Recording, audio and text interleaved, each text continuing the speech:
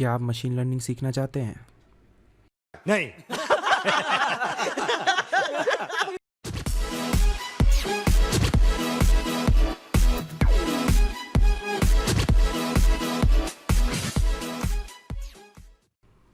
Hey everyone, this is Himanshu Rai and you are watching Wonobit YouTube channel. So आज हम देखने वाले हैं मशीन लर्निंग के बारे में। तो अगर आपने मशीन लर्निंग के बारे में थोड़ा सा भी नहीं जाना है तो आज आप जान जाएंगे। और अगर आपको बेसिक से स्टार्ट करना है, बिल्कुल ही बेसिक से, और आपको कुछ भी नहीं पता कि मशीन लर्निंग कैसे कर सकते हैं आप, तो आज हम उसके बारे में भी देखेंगे।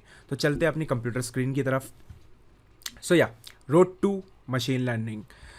सबसे पहले हमें क्या ज़रूरी है मशीन लर्निंग सीखने के लिए, और मशीन लर्निंग होती क्या है ये मैं आपको बता दूं। तो सिंपली अगर हम अपनी मशीन, कोई भी मशीन को ट्रेन करते हैं ताकि वो कुछ टास्क परफॉर्म कर सके अपने दिमाग लगा के, अपनी कैलकुलेशन लगा के, तो उसे हम मशीन लर्निंग कहते हैं।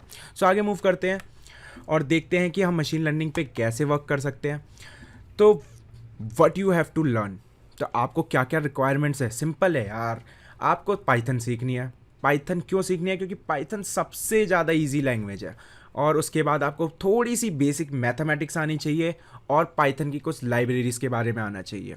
तो आगे मूव करते हैं और देखते हैं कि हम पाइथन में क्या क्या सीख सकते हैं और पाइथन कैसे स्टार्ट कर सकते हैं। तो पाइथन सीखने के लिए वीडियोस, मतलब अगर मुझे पर्सनली वीडियोस से इतना नहीं समझ में आता, मैं डॉक्यूमेंटेशंस पे प्रेफर ज़्यादा करता हूँ, बट वीडियोस एक बहुत अच्छा सोर्स है पाइथन को सीखने के लिए। और यूट्यूब तो बेस्ट है, मतलब यूट्यूब पे सब कुछ कंटेंट आपको फ्री में मिलता है। और पाइथन बहुत ही ईजी लैंग्वेज है, सिंटैक्स ईजी है, तो आप उसको आसानी से सीख भी सकते हैं।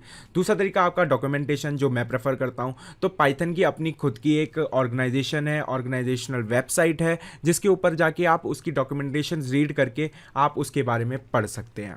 उसके बाद है मेंटर। तो हाँ, जैसे हमारे पास टीचर होते हैं, वैसे ही टेक्निकल वर्ल्ड में हम उन्हें मेंटर कहते हैं, जो आपको गाइड कर सकते हैं कि आप किस तरीके से आगे प्रोग्रामिंग में ग्रो कर सकते हैं। तो आप उनसे गाइडेंस ले सकते हैं। मेरा पर्सनल सजेशन है कि मेंटर ठीक है, मतलब इतना ज़्यादा नेसेसरी नहीं है, बट मेंटर ठीक से गाइड कर देते हैं और आप इसको प्रेफर कर सकते हैं। ये थोड़ा कॉस्टली पड़ सकता है क्योंकि आपको मेंटर को पे करना पड़ सकता है। व्हाट अबाउट मैथ्स, मतलब मैथ्स तो कुछ लोगों को मैथ्स सुनते ही तो उनके रोंगटे खड़े हो जाते हैं। तो मैथ्स के बारे में अगर हम बात करें तो मैथ्स के बारे में आपको ज़्यादा कुछ नहीं सीखना है। एक सिंपल सी प्रोबेबिलिटी जिसमें भी बेस थ्योरम, मतलब थोड़ी बहुत, जो कि मशीन लर्निंग में अप्लाई होती है। दूसरा है कैलकुलस। तो कैलकुलस में क्या है? Basic calculus, no need to learn theory of relativity. हाँ, मतलब कैलकुलस से सबके दिमाग में वही आता है, वो न्यूटन्स के लॉ और थ्योरी ऑफ रिलेटिविटी। तो नहीं, हमें वो चीज़ें नहीं सीखनी है। ये भी हमें क्यों सीखनी है? क्योंकि हमें मशीन लर्निंग एल्गोरिदम्स को समझना है कि वो आखिर में काम कैसे करती हैं, और हमें एल्गोरिदम यहाँ पर नहीं लिखनी है। मैं आपको पहले ही बता दूँ कि एल्गोरिदम लिखने की ज़रूरत नहीं है। क्यों नहीं है, मैं आपको नेक्स्ट स्लाइड में बताता हूँ। What are libraries? सबसे पहले तो libraries are the prewritten codes which can be used by us with no copyright issues. Yes, Python के पास मिलियंस ऑफ लाइब्रेरी हैं, मतलब हर चीज़ के लिए लाइब्रेरी प्रेजेंट है। आपको शुरू से कोड लिखने की, स्क्रैच से कोड लिखने की कोई ज़रूरत नहीं है। मशीन लर्निंग की बहुत सारी लाइब्रेरीज हैं। आप मेरी बात मानिए, लाइब्रेरीज इतनी अच्छी हैं और इतने अच्छे से वर्क करती हैं कि आपको कोई भी दिक्कत नहीं होगी सीखने में। और note, from libraries I mean concept of machine learning. मतलब कुछ लोग तो ऐसे होंगे कि मैंने लाइब्रेरीज बोल दिया, ठीक है लाइब्रेरीज का यूज़ करना सीख लेते हैं और उसके आगे हमें ज़रूरत नहीं है, पर ऐसा नहीं है। हमें कंसेप्ट भी सीखने हैं। तो अगर आप लाइब्रेरी यूज़ कर रहे हैं तो उस लाइब्रेरीज़ के बारे में आपको, उस पर्टिकुलर लाइब्रेरी के बारे में, उस कंसेप्ट को सीखना पड़ेगा, चाहे वो मशीन लर्निंग की लाइब्रेरी हो या सिंपल आपकी कोई भी दूसरी लाइब्रेरी हो। आगे मूव करते हैं और देखते हैं कि लाइब्रेरीज़ फॉर मशीन लर्निंग कौन कौन सी हैं। यहाँ पर जो लाइब्रेरीज़ हैं वो बहुत ही बेसिक लाइब्रेरीज़ हैं। मतलब अगर आप मशीन लर्निंग के लिए स्टार्ट कर रहे हैं तो आपको ये लाइब्रेरीज़ तो पता ही होनी चाहिए। इसके बाद और भी बहुत सारी लाइब्रेरीज़ हैं, जैसे टेंसर फ्लो है और आपकी मतलब केरस है। मतलब आपको इन सब लाइब्रेरीज़ के बारे में जब आप एडवांस लेवल पे जाएंगे तब आप इनके बारे में सीख सकते हैं।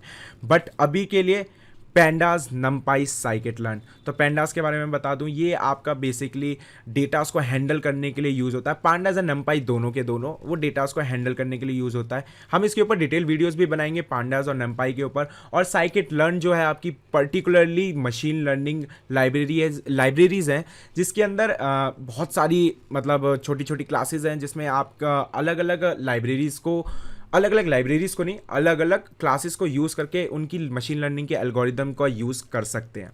तो ये बहुत ईजी है और आप आगे इसको प्रेफर कर सकते हैं। सो आगे मूव करते हैं और देखते हैं। Okay, timeline. तो सबसे बड़ा इशू यही आता है कि सर आप ये बताओ कि हम टाइमलाइन कौन सा यूज़ करें। मतलब आपको ये नहीं पता होता आपको किस चीज़ पे कितना ध्यान देना है। तो मैं मेरे हिसाब से, जो मेरे पर्सनल व्यू है उसके हिसाब से, आपको पाइथन में एटलीस्ट 1 मंथ देना है, जिसके अंदर आपको ऑब्जेक्ट ओरिएंटेड प्रोग्रामिंग मस्ट सीखनी है। ऑब्जेक्ट ओरिएंटेड प्रोग्रामिंग बहुत ज़्यादा इंपॉर्टेंट होती है, और वो क्यों इंपॉर्टेंट होती है यह मैं अपनी पिछली वीडियो में बात कर चुका हूँ, सो मैं अभी नहीं बताने वाला। ओके, मैथ्स जो है 2 to 3 वीक्स आर एनफ। मतलब इतना ज़्यादा आपको डीप में नहीं जाना है, और वो आप जब पाइथन सीख रहे हो तब उसके साथ साथ आप कर सकते हैं। उसके बाद आती हैं लाइब्रेरीज़। ओके, लाइब्रेरीज़ जो होती है ना, काफ़ी ज़्यादा कंफ्यूजिंग होती है, क्योंकि आप इसके अंदर, अगर आपको ऑब्जेक्ट ओरिएंटेड प्रोग्रामिंग आपने ठीक से नहीं सीखी पाइथन में, तो आप लाइब्रेरीज़ में कंफ्यूज हो सकते हैं। तो लाइब्रेरीज़ में कैसे, मतलब क्या लर्न करना है, तो आपको बस सीखना है। मतलब ये कभी नहीं ख़त्म होने वाला। लाइब्रेरीज से मतलब था मेरा कंसेप्ट, तो यहाँ पर कंसेप्ट कभी ख़त्म नहीं होने वाला। एक कंसेप्ट ख़त्म होता है, दूसरा कंसेप्ट आ जाता है, तो आपको हर एक कंसेप्ट के बारे में सीखना है। सो या दैट्स इट फॉर टुडे। और लाइक कर देना और सब्सक्राइब भी कर देना, क्योंकि सब्सक्राइब और लाइक इंपॉर्टेंट है। मोटिवेशन मिलता है यार, करो, लाइक करो, सब्सक्राइब करो। और आगे हम डिटेल वीडियोस बनाने वाले हैं, किसके ऊपर, मशीन लर्निंग के ऊपर। मशीन लर्निंग की हर एक एल्गोरिदम को डिस्कस करेंगे, उसे पाइथन में हम कैसे कर सकते हैं वो भी डिस्कस करेंगे। ऑल्दो यहाँ पर कुछ लोग मुझे कमेंट करके ये बोलेंगे कि भाई पाइथन से ज़रूरी है क्या। भाई देखो, पाइथन बहुत ज़रूरी है। क्यों? क्योंकि पाइथन का सिंटैक्स इतना इजी है कि आपको, मतलब आप एक चीज़ देखो कि अगर आप या तो कंसेप्ट सीख सकते हो या फिर पाइथन सीख सकते हो।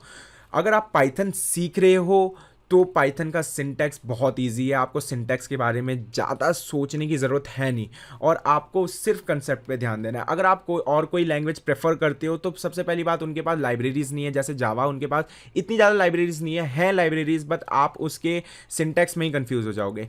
एक हमारे पास आर है, जो आप सीख सकते हो। आर भी अच्छी है, पाइथन जैसी है, उसका सिंटैक्स ज़्यादा नहीं है। उसके पास स्टैटिस्टिकल टूल्स हैं, बट अगर आप डेटा साइंस में जाना चाहते हैं तो आप उसको यूज़ कर सकते हैं। सो या लाइक, सब्सक्राइब मैंने बोला कर देना, और हैव अ ग्रेट डे।